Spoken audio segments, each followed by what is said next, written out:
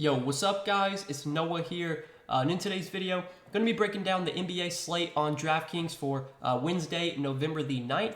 Now we do have 12 games today. We did have a 13-game slate, but one of the games got taken off the main slate. The Mavericks Magic game got pushed up to 5:30 Eastern time. I think there's some weather concerns in Orlando on Wednesday, so looks like we're down to a 12-game slate. DraftKings, they're kind of having some issues right now with like adjusting the player pool. As you can see, there's like a lot of guys listed as red. Normally when that's the case, that means like the game is postponed or something. But obviously all these guys are playing. You know, these games are going to be on the slate. It's just the Mavericks Magic game that won't be.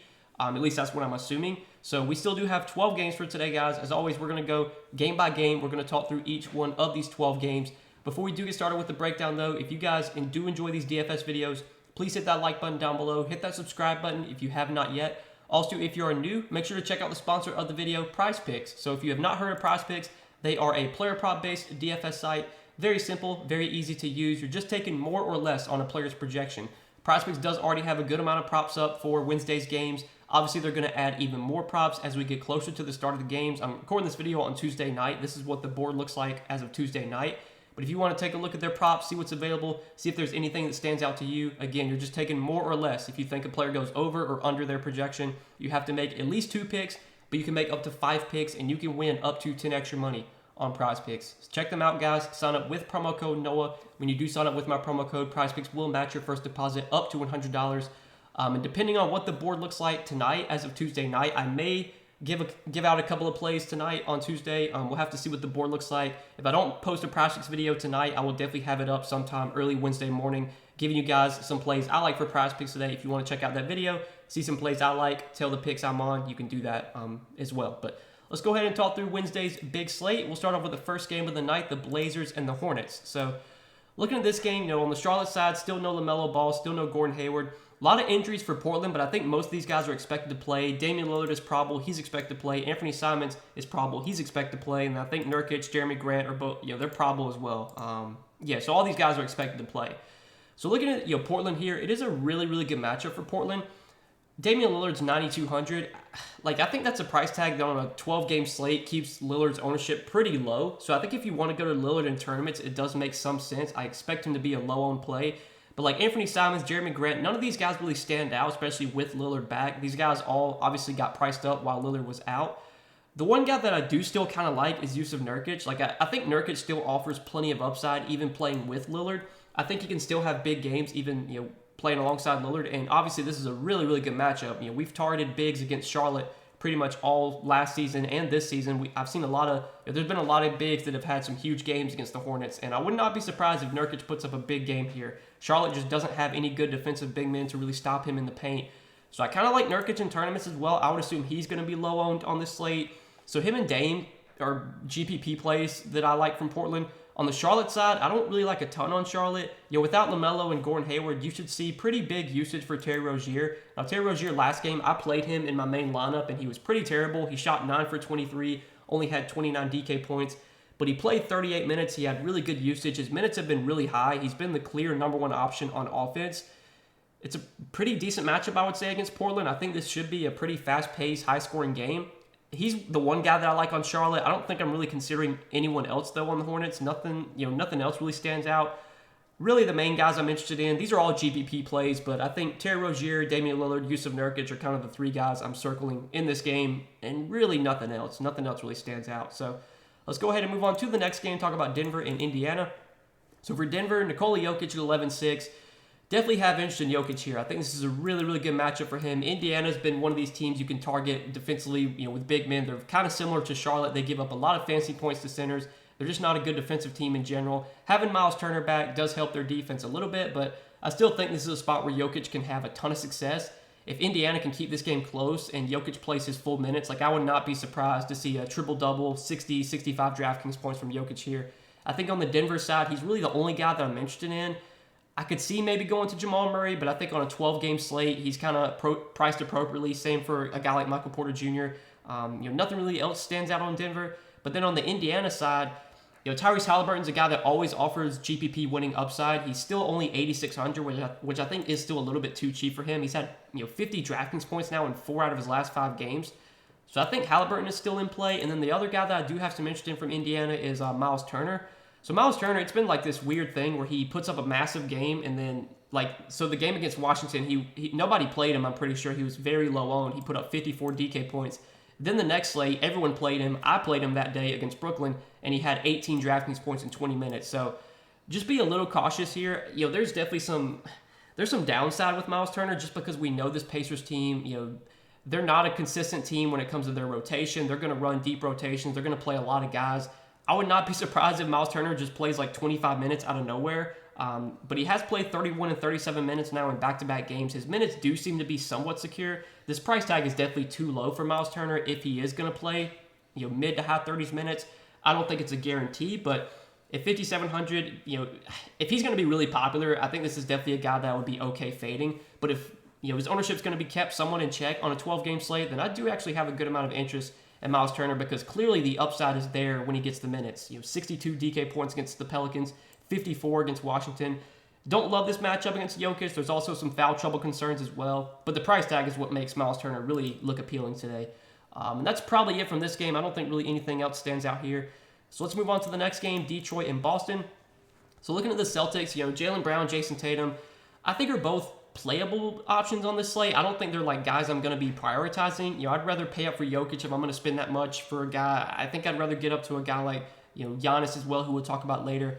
Tatum, someone I really haven't played much this season. He's been solid, but rarely is he someone that I hate to say rarely is he someone that can break a slate, but he has had some games over 60 DraftKings points this year. Obviously, if Tatum puts up over 60, you're probably going to want to have him in your lineup. But I feel like more times than not, Tatum's putting up 45 to 50. At 10,300, the price tag feels right for Tatum. He doesn't really stand out on this slate, but Detroit's been so bad defensively that I would not be surprised to see one of Tatum or Brown have a good game here. I know Detroit's really struggled against point guards. Don't know if that makes me really want to play Marcus Smart, but I feel like one of these guys probably has a good game. In GPPs, I don't hate going there. And then Cade Cunningham, the price tag at 7,500 does feel too low, but this is a really tough spot against a good Celtics defense. There's also a little bit of blowout concern in this game. Not that interested in Cade Cunningham, but I have a feeling he's going to project pretty well for his salary. And, he's an okay option in the mid-range, but I do worry, definitely about blowout here. And that's probably it. Really, there's nothing that I love in this game. It's, Tatum and Brown are fine GPP plays. Cade Cunningham, I think, is too cheap, but the matchup does scare me a little bit. The rest of this game is just kind of unappealing. So let's go ahead and move on to the next one, talk about Houston and Toronto. So for Toronto, still no Pascal Siakam, so obviously we can expect really big roles for Fred VanVleet, for Scotty Barnes, for OG Anunoby. Love this matchup for Fred VanVleet. We've seen guards just be able to go off against Houston, and I think VanVleet, especially without Siakam, his upside is just way, way higher. He's going to take way more shots. He's going to be way more aggressive offensively. Last two games without Siakam, 22 and 19 field goal attempts, 56 and 46 DraftKings points. The price tag is starting to creep up. He's over 8K now, but I still think, especially in a really good matchup against Houston, VanVleet offers plenty of upside here. So he is someone that I do have a lot of interest in today. I think Scotty Barnes and OG are both fine, but they're also priced up as well. And they're priced more to a point where I think they kind of are just okay plays.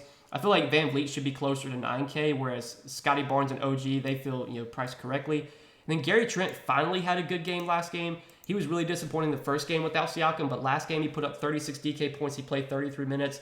Again, guards that can score tend to always do well against Houston, and obviously Gary Trent is a guy that can score. Now, his shooting efficiency is always questionable. Some games he'll shoot really well, some games he'll shoot 25% from the field. If you can get a good shooting game from Gary Trent, he offers plenty of upside in this matchup. He's kind of a scoring-dependent player, but obviously against Houston, one of the fastest-paced teams in the league, one of the worst defensive teams in the league, the spot really doesn't get any better for Gary Trent. So him and VanVleet are the two guys I'm interested in on Toronto. And then on the Houston side, don't love much here for Houston. Toronto's a really good defensive team. They played a slow pace as well. I think it's a really tough spot for Kevin Porter Jr. and Jalen Green. They're obviously guys you could go to in tournaments. I'd assume they're going to be very low owned today, but not in love with them.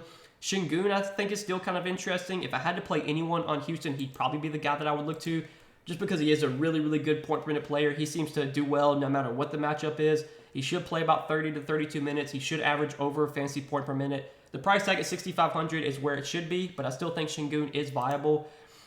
And then, talking about the Toronto bigs, obviously without Siakam, there's going to be more minutes available for guys like Boucher, Presta Chua. We've seen Koloko start lately.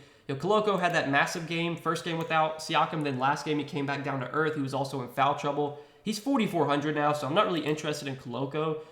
Boucher is a guy that offers big-time upside, but like he played 22 minutes first game without Siakam, and then last game he played just 14 minutes. It's always tough to tell how many minutes Boucher will play, but if you do get one of those games where he gets like 25, 30 minutes, I mean, Boucher's a guy that can put up 45, 50 DraftKings points if he gets the minutes. It's just, you never know with Nick Nurse how he's going to, divvy up his minutes for the bigs. Same goes with Achua. Like, he's got some upside, but on a 12-game slate, these guys are just kind of like dart throws in my opinion. If I had to go to one of the Toronto bigs, obviously I think Boucher is the guy that offers the most upside, and he's probably my favorite. But that's really it for this game. I think we can go ahead and move on to the next one, Utah and Atlanta.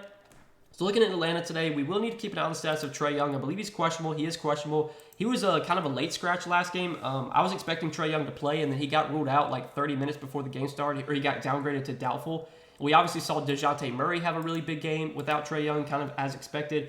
59 DraftKings points, played 32 minutes, even in a blowout. 25, 11, and 8. He nearly had a triple-double.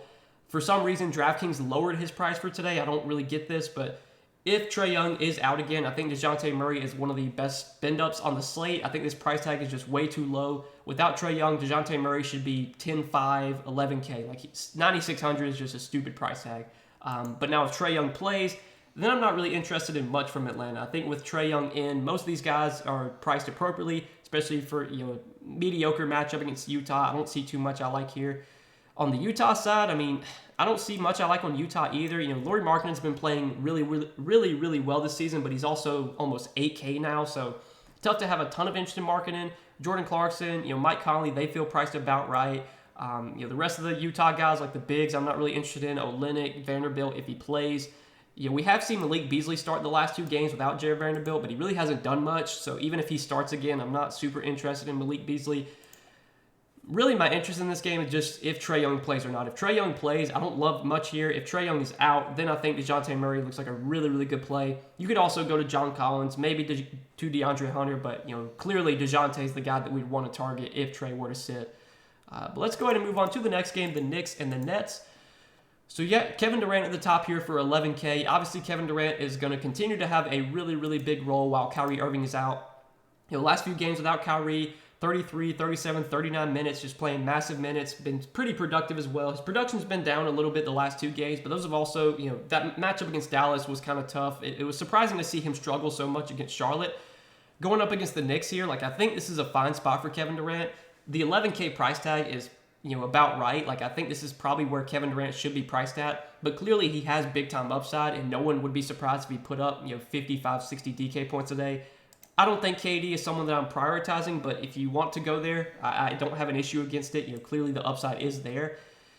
On the Knicks side, I think this is a pretty good spot for the Knicks. The Nets this season have been a pretty bad defensive team. I think Brooklyn's been playing at a relatively fast pace as well. Brooklyn is... They're actually pretty down there. They're 27th in pace this season, but they've been pretty bad defensively. Brooklyn is, in terms of defensive rating, they're 22nd in defensive rating. I know they've been improving, but I think it's a pretty good matchup for guys like Julius Randle, Jalen Brunson. I think Randle's the guy that I kind of have the most interest in. I want to say he's had a lot of success against Brooklyn just kind of in the past. And we know Julius Randle's a guy that can beat up on teams that don't really have any good defensive bigs. Nicholas Claxton's a pretty solid defender, but I still think this is a good matchup for Julius Randle. So I think Randle at 7,800 looks like a solid GPP play today. Him and Brunson are definitely playable. No one else really stands out in this game, though. We saw... So last game, Isaiah Hartenstein was expected to be one of the most popular plays on the slate, and then surprisingly, he actually did not wind up starting, which was really weird. After playing 38 minutes the game before that, given that Hartenstein went to the bench last game, I'm guessing they're going to stick with that, and they're going to start Jericho Sims again. Now, I don't think Jericho Sims really did much as a starter. He played 17 minutes and had 10 DraftKings points. He did pick up 5 fouls. Just going to probably avoid the bigs for the Knicks unless Hartenstein starts again. If Hartenstein starts again, then I think we could go there because I assume if he starts, he would play pretty big minutes, and I think it is a pretty good matchup for him. He's a good point-per-minute player as well, but the price tag is up to 5,800 now. Even if he does start, I don't think he's like a slam dunk, but he would at least be playable. If he comes off the bench, I don't have any interest in him. Guys like Nicholas Claxton, Royce O'Neal, I don't think on this slate they really stand out. Ben Simmons came off the bench, or I want to say he started last game, or maybe he came off the bench. He did come off the bench. He came off the bench and was limited, so It's really tough to tell what kind of role he's going to have here. If he starts and there's no minutes limit, I think Ben Simmons is kind of interesting because without Kyrie Irving, he should take on a pretty big role. He should have a much bigger role. He should have the ball in his hands more. This is definitely a guy I'm kind of interested in today, but it's all going to depend on if he's back in the starting lineup, no minutes limit. That's what we will need to see that. If he's not starting, if he's limited again, then obviously no interest. But depending on if he's back in the starting lineup and no minutes limit, I kind of like Ben Simmons for GPPs. I think his ownership will be pretty low today, assuming he's full go. But that's probably it for Brooklyn and just this game in general. So let's go ahead and move on to the next game. I think we got about 6 or 7 more to go. Pelicans and Bulls. So looking at this one, both these teams are pretty much fully healthy. There's really not a ton that I love in this game. When these teams are fully healthy, it's really tough to tell which one of the guys is going to have a big game. Like on the Chicago side, DeRozan, Vooch, LaVine, they all offer plenty of upside. But when they're all healthy, I mean, you're just kind of throwing darts at these guys. Like, I would not be surprised if DeRozan had a big game, but I'm not going to be prioritizing DeRozan here. Same goes for Vooch and LaVine. They all feel priced about right. And then on the Pelican side, Zion's 8,300, CJ McCollum's 8,200, Brandon Ingram's 7,900. I think of all these guys, Zion's probably my favorite, just because that $8,300 salary is pretty low for him. I mean, we normally see Zion closer to 9K. He's definitely the guy that I would roster on the Pelicans today, and if I was going to play anyone in this game, it would probably be Zion. I think the Bulls, I don't know if they really have the defensive bigs to really slow down Zion here, so definitely kind of interested in Zion for tournaments, but that's probably it. Like, this is not a game I have a ton of interest in. When these teams are fully healthy and they're priced correctly, it's tough to really have a ton of confidence in anyone here. Obviously, DeRozan offers upside. CJ McCollum has upside, but where they're priced at, and given they're going to be sharing usage with their teammates, not a situation I love attacking, in general, especially not on a 12-game slate. So let's go ahead and move on to the next game. Talk about the Bucks and the Thunder. So for the Bucks today, I believe Giannis is probable. He's expected to play. Drew Holiday is doubtful, so that's pretty big. With Drew Holiday doubtful, I do expect a very, very big role for Giannis, and obviously against OKC, this is a spot where Giannis should just absolutely go nuts. So Giannis at 12.4, I think looks like one of the best pay-up options on the slate today. Obviously, he's really expensive, but he's probably a guy we want to try and prioritize. His usage is going to be so high with Drew out, and Drew expected to be out, and then obviously Chris Middleton is still out as well. So definitely think Giannis is in a great spot today. Love him on this slate. SGA at 9,100, I'm okay with. I think not having Drew Holiday makes this a much better matchup for SGA. I think it makes it also a lot more likely this game stays close. Plus, this game's being played in OKC, which again I think also makes it more likely it stays close. I don't normally stack in NBA, but if you wanted to do like a mini stack of SGA and Giannis, I kind of think that makes some sense. Like if this game does wind up being close and competitive and somewhat high scoring, that probably means Giannis is going off. That probably means SGA is going off too. So I could definitely see doing that in GPPs. Don't mind SGA on the slate at 9,100. But then the rest of this game, there's not a ton else I love. Do want to keep an eye on who starts for Milwaukee. I don't know what they'll do with the starting lineup. Like with Drew doubtful, I'm guessing like maybe George Hill starts at point guard. And I'm not super excited to roster George Hill, but he's only 3,200. You'd assume he probably would play pretty decent minutes here. He's been a pretty bad point per minute player this season, but obviously not having to play alongside Drew and Middleton should definitely help him. Giannis is going to dominate the usage when he's out there, but I think George Hill at 3,200, assuming he starts, is kind of an okay value play. But clearly the best play on Milwaukee today is Giannis. Giannis should just dominate usage. He should crush here. And there's not a ton else I love in this game, just to be honest with you. So I think we can go ahead and move on to the next game, talk about Minnesota and Phoenix. So looking at this game, yeah, Karl-Anthony Towns at 9,700. I'm not super interested in Towns today, especially with Rudy Gobert back. I've been playing Towns the last few days without Gobert, and Towns has been doing really well. He's had some big games, 58, 51 DK points. Not really interested with Gobert expected to play. We will need to keep an eye on the status of Chris Paul. So Chris Paul had to leave their last game with a heel injury. He's questionable for today. If Chris Paul does not play, I think we can expect a pretty big role for Devin Booker. Now at 9K, I think Devin Booker would still be a pretty good pay-up option at this salary. I mean, last game he played 43 minutes in regulation, took 16 shots, had 28, 7, and 5. He's just going to have the ball in his hands more. His usage would go up. His assist numbers would go up. In general, he's just going to be a more productive player on a point-per-minute basis without CP3. So if CP3 sits, really like Devin Booker. I think you'd also see a campaign be a pretty good value. I'm assuming Cameron Payne would start in place of Chris Paul. At only 4,300, he probably would project as one of the best value plays on the slate. So this Chris Paul news is pretty important. I think Payne and Booker would obviously be the two biggest beneficiaries. if Paul sits. I think maybe you see a little bit more usage for a guy like Mikal Bridges, but at 6,100, not super interested in Bridges. Same goes for Ayton. I don't know if Ayton's role would really change. And then, the rest of these Minnesota guys, I'm not that interested in. I will say that Rudy Gobert is only 7,900. He's been priced like in the upper 8K range for a lot of the season. He's not been great lately, but at this price tag, I think Gobert is okay. If you want to go there today, he should be pretty low owned for a big slate like this. But most of my interest in this game is coming on the Phoenix side, and it's all going to depend on if Chris Paul plays or not. If Chris Paul's out, I really like Booker, really like Cameron Payne. And if Chris Paul's in, not a ton I really like here. So let's go ahead and move on to the next game, talk about Memphis and San Antonio. So John Morant, you have at 10,100. John Morant, I think, is a solid pay-up option today, but I would still put guys like Giannis and probably Jokic ahead of him as well. John Morant against San Antonio, this is a spot where he should definitely have plenty of success. I mean, even in a tough matchup against Boston, Ja still put up 60 DraftKings points. He's pretty much matchup-proof, and this San Antonio team, I mean, they're a really bad defensive team. They're playing at the third fastest pace in the league. They're dead last in defensive rating. This is about as good of a matchup as it gets for Ja Morant. I would not be surprised if you see a 65, 70 DraftKings points game from Ja here. So in GPPs, I do like Ja quite a bit. Tough to really prioritize him, though, in cash games. I think you probably want to try and prioritize, paying up for Giannis in cash games. But a guy like Desmond Bane, I think, offers plenty of upside here. He's 7,700, which I think is a price tag that's appropriate, but upside's clearly there in a really good matchup. On the San Antonio side, I don't really like a ton from San Antonio. All these guys are priced correctly, in my opinion, especially now that they're starting to get fully healthy. Obviously, Keldon Johnson's 7,300, which feels right. Jakob Poeltl's almost 7K.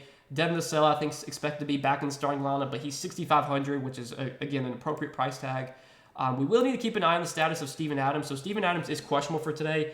He was out last game, and we did see Brandon Clark draw the start. I thought Brandon Clark was one of the best value plays once it was announced he was starting, and he was pretty disappointing. Had just 20 DraftKings points, but he did play 31 minutes, so it was good to see him get the minutes without Steven Adams. I would assume that if Steven Adams is out again, you see 30 minutes from Clark, and he's probably going to start. He's only 4,500. It's a really good matchup against San Antonio. He's got power forward and center eligibility.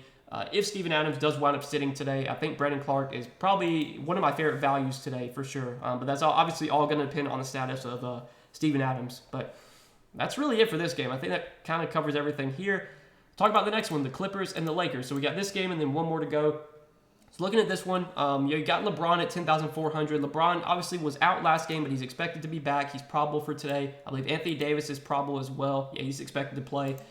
So with LeBron and AD both playing, I mean, we can expect those two guys to really dominate the usage, but at their price tags, I think on this slate, they're just kind of low on GPP plays. I'd rather go to Giannis, to Jokic, to John Morant. They're just not, LeBron and AD on this slate, I'm not really prioritizing. Paul George is 10,200. He feels priced right as well. I think his upside is pretty high here. I think it's a really good matchup. The Lakers defense has been really bad this season, but at 10-2, I'm not going to be prioritizing paying up for Paul George. And the rest of this game is just not that appealing. I mean, obviously Westbrook got priced up after LeBron got ruled out, so he's not that appealing anymore. Zubac's priced right. Marcus Morris is 6K. Don't love that price tag. Lonnie Walker's questionable, I think, or I believe he's probable. He's questionable. So, if Lonnie Walker doesn't play, you can maybe see more minutes for, Patrick Beverley, maybe more minutes for Troy Brown. I mean, when LeBron and AD are healthy, they're just going to dominate the usage, so it's really hard for the rest of these guys to even put up good games. But if you want to take a shot on, Troy Brown or maybe Austin Reeves or one of these other guys, if, Lonnie Walker doesn't play, you could do that, but in general, this is not a game I'm really that interested in. I mean, not too much stands out here. I think if you're going to play anyone in this game, it's probably going to be one of the stars. And I think for this slate, LeBron, Paul George, AD are all just kind of low-owned dart throws. I don't expect really any of them to get owned. So yeah, that does it for this game. Last game of the night, the Cavs and the Kings. So looking at Cleveland, you got Donovan Mitchell at 9,300. Pretty good matchup here against Sacramento. But on this slate, Mitchell at 9,300 is not going to be a priority play for me. I think the guy that really stands out in this game, and you can tell by the thumbnail, Darius Garland, 6,900 on DraftKings. I don't know why DraftKings did not price him up. I mean, you look at his last three games, basically since he's been healthy, 62, 38, and 40 DraftKings points. I mean, he's been playing massive minutes as well. I know this Boston game went to overtime, but even the last two games in regulation, 39 and 38 minutes for Garland. Seems like he's going to be back to playing his normal 36, 38 minutes. Garland's a guy that should average over a fantasy point per minute. He should be 8K. I don't know what DraftKings is doing. I do expect Darius Garland to be pretty popular, but I think at this $6,900 salary, he looks like a really good play today. He's going to get owned, but in tournaments, I'm kind of fine playing him still. I don't know if I'd be like, if I was playing 150 lineups, if I would be over the field. It's going to depend on what his ownership is. But for like cash games, I have a very good feeling Darius Garland's going to pop. It as a pretty good cash game play. He's just too cheap, man. He should be like $8K. I mean, he's $1,000 to $1,500 too cheap today. So definitely like Darius Garland. He's by far my favorite play on Cleveland. Don't hate the bigs though. Like Jared Allen, $6,700. Evan Mobley's only $5,900. Like $5,900 Evan Mobley against the Kings, I can get behind that. He should play 34, 35 minutes here. He should average right around a fantasy point per minute. The matchup's really good. Don't mind going to Mobley. Really, that's it for Cleveland, though. And then on the Sacramento side, it's a pretty tough spot here for Sacramento. I know Cleveland's been like one of the best defensive teams in the league. They got the second best defensive rating this season. They're also playing at a pretty slow pace. They're 25th in pace. So it's definitely a tough spot for these King guys. De'Aaron Fox and Domantas Sabonis both always offer upside, but I feel like this is definitely a spot where you probably will see them kind of struggle a little bit. I don't know if their efficiency will be that great. This could be a spot where the Kings struggle to put up points.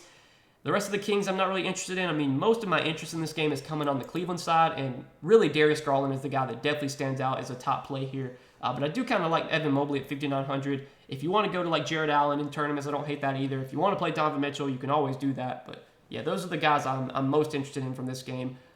And that's really it. That's really it for this 12-game slate, guys. I hope you guys enjoyed this video. As always, appreciate you watching. If you enjoy these DFS videos, please hit that like button down below and hit that subscribe button if you have not yet. Also, check out PrizePicks, the sponsor of this video. Sign up for PrizePicks. Use promo code NOAH. You will get your first deposit matched up to $100 when you do sign up with my promo code. And I will try and share some PrizePicks plays I like for today. If I don't make a video tonight on Tuesday night, I will definitely have one up sometime on Wednesday. Check out the channel, see some plays I like for PrizePicks today. If you want to tell me, you can do so. But if you're not playing on PrizePicks yet, use code NOAH when you sign up, get that deposit bonus. And obviously, let's all try and make some money on PrizePicks. But best of luck tonight, guys. Thanks as always for watching these videos. Appreciate your support. Hope you guys enjoyed. We'll see you in the next one.